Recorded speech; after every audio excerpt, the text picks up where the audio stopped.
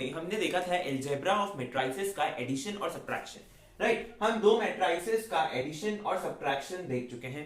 दो मैट्रिसेस को इक्वल कैसे प्रूव करते हैं या फिर इक्वालिटी कब होल्ड होती है, और अगर दो मैट्रिसेस इक्वल हो और हमारे पास कुछ अननोन्स हो तो उन्हें कैसे निकालते हैं, ये हम समझ चुके हैं।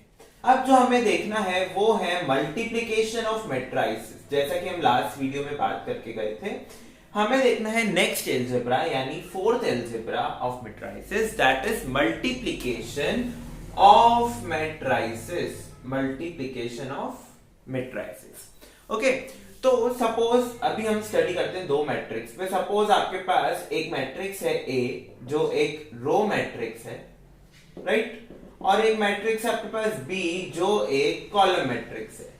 अब मैं आपको बता चुका हूं टाइप्स ऑफ मैट्रिसेस में कि रो मैट्रिक्स क्या होते हैं और कॉलम मैट्रिक्स क्या होते हैं।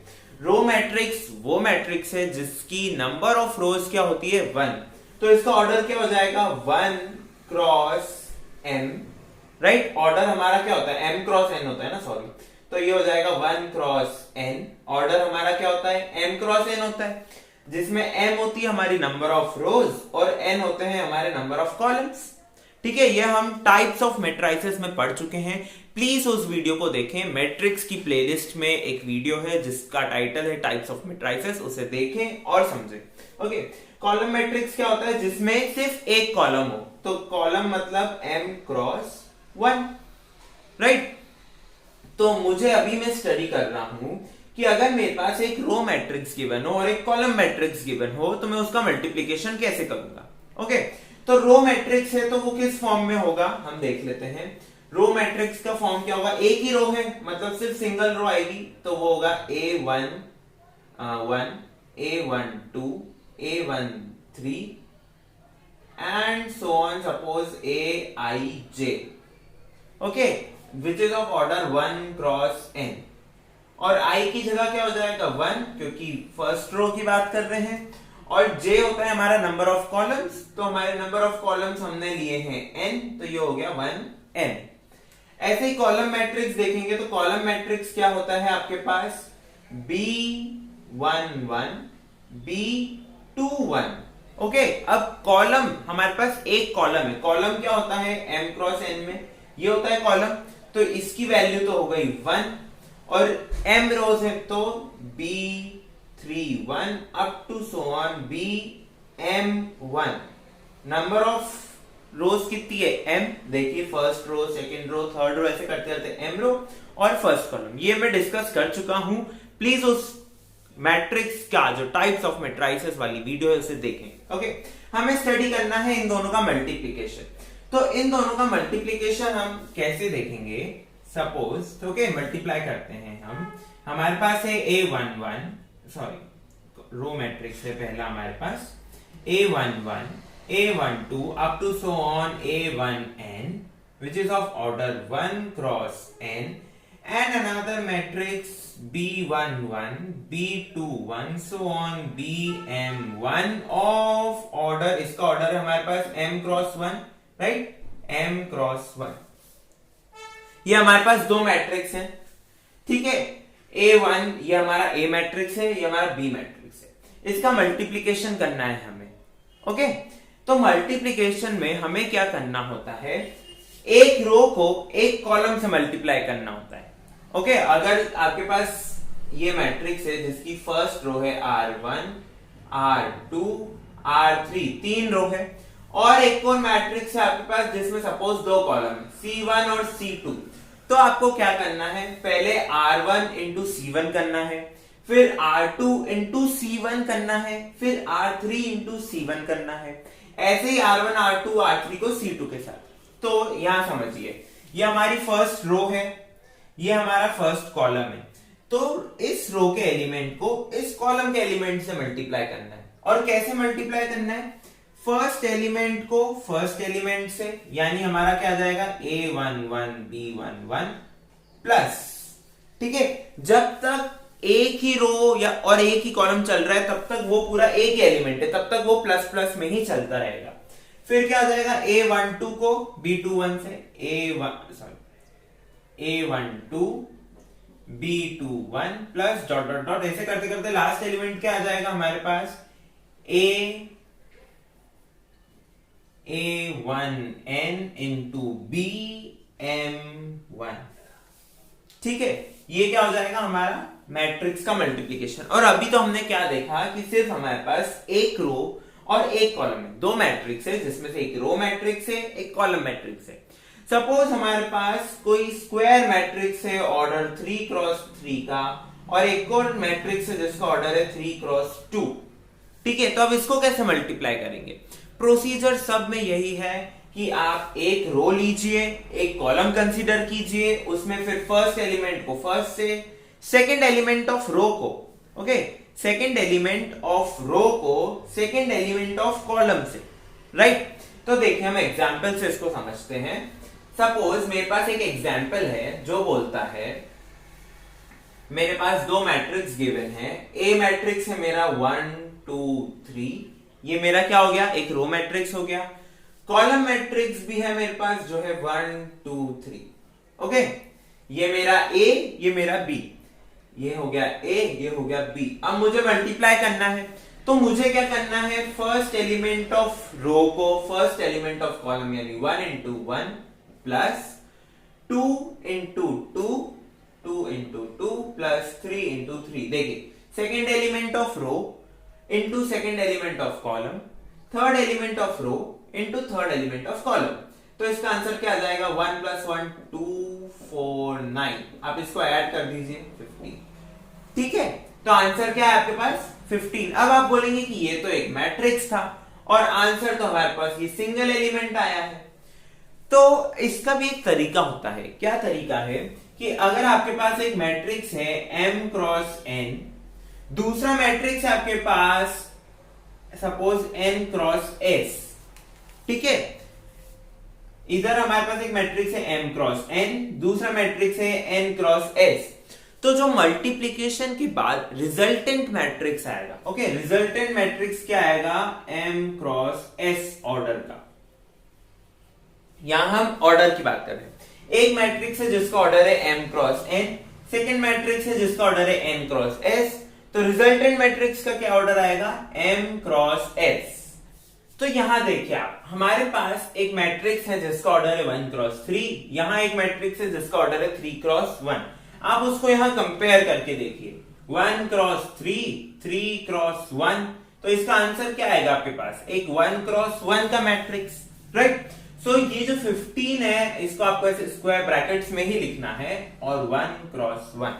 जब भी आप मैट्रिक्स मल्टीप्लिकेशन करेंगे तो उसका जो आंसर आएगा, जो रिजल्टेंट आएगा, मल्टीप्लिकेशन, सब्ट्रैक्शन, इक्वालिटी और जो भी आप परफॉर्म कर रहे हैं, राइट, वो जो भी ऑपरेशन आप परफॉर्म करेंगे उसका जो आंसर आएगा वो एक मैट्रिक्स के फॉर्म में ही आएगा। भले ही वो 1 क्रॉस 1 का छोटा सा मैट्रिक्स हो, बट वो आएगा मैट्रिक्स के फॉर्म में ही, ओके। सो अगर आपसे कोई पूछ ले कि आप डिटर्मिनेंट बताइए a क्रॉस b का, जो आपने यहां पर a क्रॉस b करा है, a इंटू b करा है, दो मैट्रिक्स का मल्टीप्लिकेशन किया है, उसका आपसे कोई पूछ ले कि डिटर्मिनेंट बताइए, तो डिटर्मिनेंट क्या होगा इसका 15। अब इसमें आपको मैट्रिक्स का साइन नहीं लगाना है, राइट। डिटर्मिनेंट क्या होता है, एक वैल्यू होती है मैट्रिक्स की। डिटर्मिनेंट को वीडियो को जरूर देखें, उससे आपको ये और जल्दी कैचअप होएगा, ओके। हम पढ़ चुके हैं, अगर एक 1 क्रॉस 1 का मैट्रिक्स होता है तो उसका डिटर्मिनेंट क्या होता है, वो एलिमेंट खुद हो जाता है। अब एलिमेंट क्या होता है किसी मैट्रिक्स का, ये हम इंट्रोडक्शन वीडियो में देख चुके हैं। आप स्टार्टिंग से सारी वीडियोस देखें प्लेलिस्ट की, आपको सब कुछ समझ आएगा, ओके। सो यहां पर हम देख चुके हैं डिटर्मिनेंट क्या होता है, दो मैट्रिक्स है उसका मल्टीप्लीकेशन क्या होता है, और अगर दो मैट्रिक्स के हमारे पास ऑर्डर गिवन है और उस ऑर्डर को हमें रिजल्टेंट मैट्रिक्स का ऑर्डर कैसे निकालना है, ओके, दो मैट्रिक्स है जिनके आपको ऑर्डर गिवन है, तो रिजल्टेंट मैट्रिक्स का ऑर्डर क्या होगा। ये एक एमसीक्यू बेस्ड क्वेश्चन हो सकता है कि आपके पास दो मैट्रिक्स है जिनका ऑर्डर है 2 क्रॉस 3 और 3 क्रॉस 5, तो बताइए रिजल्टेंट मैट्रिक्स का ऑर्डर क्या होगा। तो रिजल्टेंट मैट्रिक्स का ऑर्डर होगा 2 क्रॉस 5। बहुत सिंपल सा था कि दिस क्रॉस दिस, ओके। तो अब हम देखते हैं थोड़ा सा और बड़ा एग्जाम्पल ताकि हमें और समझ आए। तो अब देखिए हमारे पास दो मैट्रिक्स गिवन है, ओके। सबसे पहले हम ये नोटिस कर लेते हैं कि हमारा जो रिजल्टेंट मैट्रिक्स आएगा उसका ऑर्डर क्या होना चाहिए। हमारे पास यहाँ पर ऑर्डर है 3x3, यहाँ पर भी ऑर्डर है 3x3। सो हम उसको उस फॉर्मूले से कंपेयर करके देख लेते हैं। 3x3 है तो हमारा ऑर्डर क्या आना चाहिए, 3x3। तो हमारा जो रिजल्टेंट मैट्रिक्स आएगा उसका ऑर्डर हमारे को क्या आना चाहिए, 3x3। ये हम लिखा रहने देते हैं। ओके, अब यहां पर देखिए, अब आप बोलेंगे कि हमने तो सीखा है एक रो और एक कॉलम से। अब यहां पर क्या करना है, आपको फर्स्ट रो कंसीडर करनी है। ये है आपकी R1, ये है R2, ये है R3। एक मैट्रिक्स में आपको रो कंसीडर करनी है, दूसरे मैट्रिक्स में कॉलम। तो ये है C1, C2, C3। ओके, एक मैट्रिक्स में रो कंसीडर करनी है, एक मैट्रिक्स में कॉलम कंसीडर करना है। तो अब आप इसको बनाएंगे कैसे, मैं एक बार आपको एक रफ स्ट्रक्चर देता हूं। रफ स्ट्रक्चर में क्या होगा, आपको करना है R1 इंटू C1। क्या करना है, R1 इंटू C1। फिर आपको करना है R1 इंटू C2। फिर आपको करना है R1 इंटू C3। फिर ऐसे ही R2 into C1, R2 into C2 और R2 इंटू C3। फिर इधर R1 की जगह हो जाएगा R3 into C1, R3 into C2, R3 into C3। ये आपका देखिए, जब आप इसको देख रहे हैं तो क्या दिख रहा है आपको, 3 रो 3 कॉलम, यानी क्या आएगा, एक 3x3 का मैट्रिक्स आएगा। अब आप बोलेंगे कि हमें मालूम कैसे पड़ेगा कि हमें R1 C1 तो ठीक है, हमें मालूम है फर्स्ट में लिखना है। अगर हम R1 C2 यहां लिख देंगे तो अब ये आपको कैसे मालूम पड़ेगा, R1 जब भी आप किसी चीज का R1 में मल्टीप्लाई कर रहे हैं, यानी आपको जो भी आंसर आएगा वो फर्स्ट रो में ही फिलअप करना है, ठीक है। और जब भी आप किसी कॉलम से मल्टीप्लाई कर रहे हैं, तो अगर आप C2 कॉलम से मल्टीप्लाई कर रहे हैं तो आपको उसे C2 कॉलम में ही लिखना है। तो आप इंटरसेक्शन पॉइंट देखिए क्या आ रहा है, R1 C2। देखिए R1 C2, समझ में आ गया ना आपको कि अगर हम फर्स्ट रो का मल्टीप्लाई कर रहे हैं किसी भी कॉलम से, तो हम पहले तो उसको क्या करेंगे, फर्स्ट रो में लिखेंगे, ठीक है। अब फर्स्ट रो में भी कहां लिखेंगे, फर्स्ट रो में भी अलग अलग कॉलम्स होते हैं ना, जैसे यहां पर 3 कॉलम है तो हम कहां लिखेंगे, तो आप जिस कॉलम से मल्टीप्लाई कर रहे हैं उस कॉलम में लिखेंगे। ओके, R1 का आप मल्टीप्लाई C2 से कर रहे हैं तो सेकंड कॉलम में, C3 से कर रहे हैं तो थर्ड कॉलम में, C1 से कर रहे हैं तो फर्स्ट कॉलम में। ऐसे ही R2 लिखेंगे सेकेंड रो में, C1 C2 C3। ओके, तो हम देख लेते हैं कि हमारा मैट्रिक्स मल्टीप्लिकेशन क्या आता है। राइट। तो देखिए क्या है हमारे पास, पहले हमें करना है R1 इंटू C1। मैं आपको यही समझा रहा हूं बस, है ना, R1 इंटू C1। अब आपको यहां जब मैं लिखूंगा तो हो सकता है ये बहुत बड़ा दिखे, आपको लगेगा कि नहीं ये तो बहुत सारे कॉलम्स हो रहे हैं, पर ऐसा नहीं है। ओके, आप ट्राई करिए उसको समझने का। R1 इंटू C1 और मल्टीप्लाई कैसे करना है हमने समझ लिया है। R1 का फर्स्ट कॉलम, रो का फर्स्ट एलिमेंट को कॉलम के फर्स्ट एलिमेंट से, यानी 1 इंटू 1, प्लस जब तक हम एक ही रो और एक ही कॉलम की बात कर रहे हैं तब तक प्लस करते जाना है। R1 C1, फिर R1 C1 यानी R1 का सेकेंड एलिमेंट C1 के सेकेंड एलिमेंट से 4 इंटू 2 प्लस 3 इंटू 3। ये तो हो गया हमारा R1 इंटू C1। अब हमें करना है R1 इंटू C2।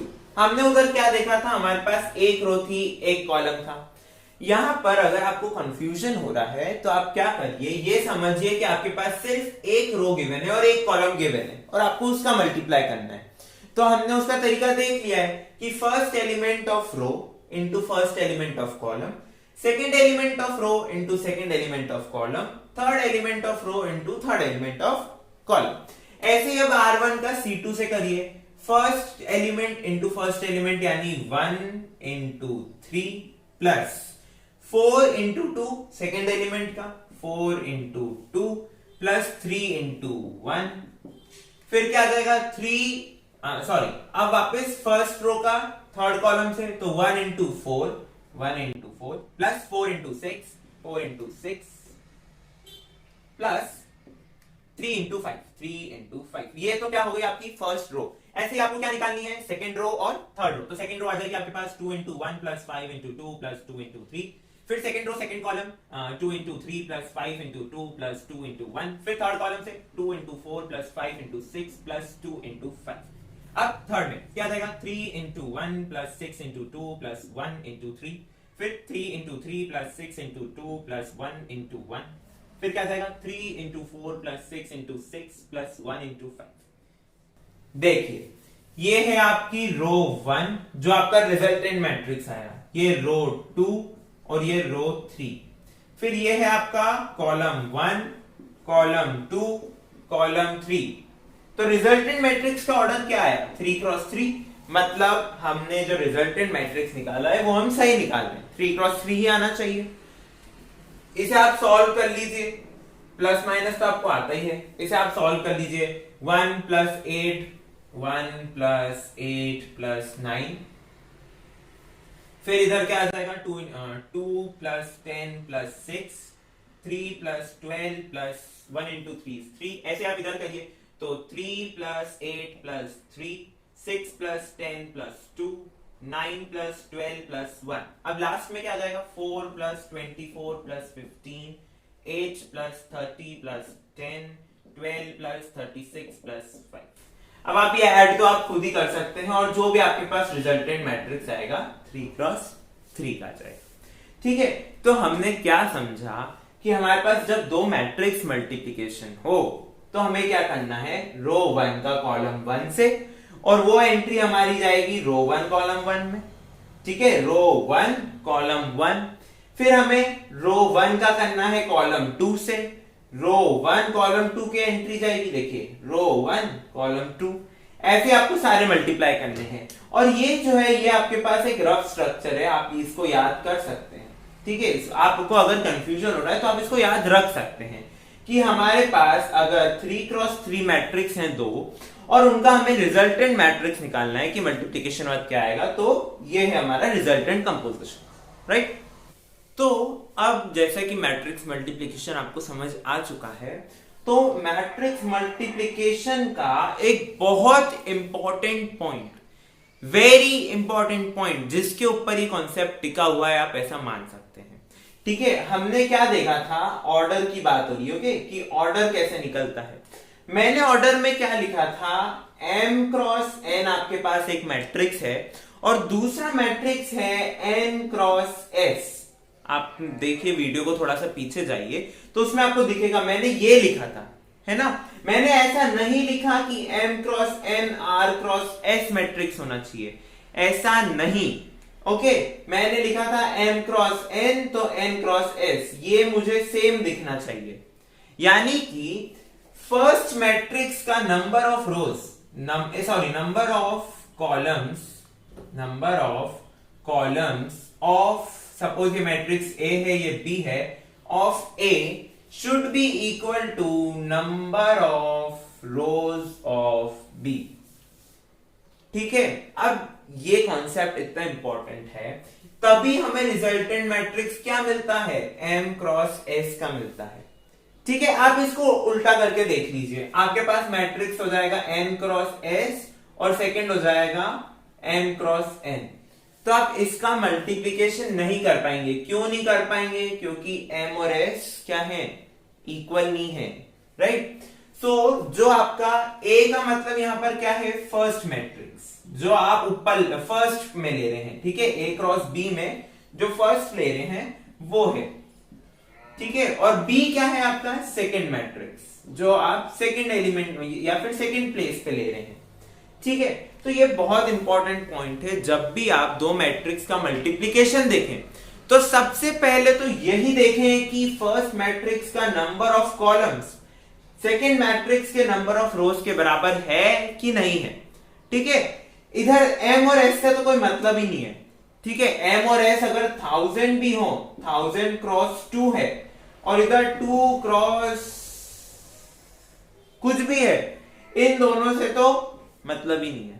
हमको काई से मतलब है कि ये दोनों सेम होने चाहिए, तो आपके पास जो रिजल्टेंट मैट्रिक्स आएगा वो आएगा 1000 क्रॉस जो भी है ये आपका नंबर। ठीक है, तो बहुत इंपॉर्टेंट पॉइंट है कि जब आप मैट्रिक्स मल्टीप्लिकेशन करते हैं तब ऑर्डर जो है मैट्रिक्स का वो कैसा होना चाहिए, फर्स्ट मैट्रिक्स के number of columns should be equal to second matrix के number of rows. Okay, very important point. तो इस वीडियो में हमने देखा कि मैट्रिक्स मल्टीप्लिकेशन कैसे होता है और उसकी कंडीशंस क्या है, यानी कि उसका ऑर्डर डिफाइन कैसे किया जाता है, राइट। सो अगले वीडियो में हमें देखना है मैट्रिक्स मल्टीप्लिकेशन की कुछ प्रॉपर्टीज, कि मैट्रिक्स मल्टीप्लिकेशन की प्रॉपर्टीज क्या है। तब तक के लिए हमारे साथ बने रहिए। Thank you for watching and keep supporting.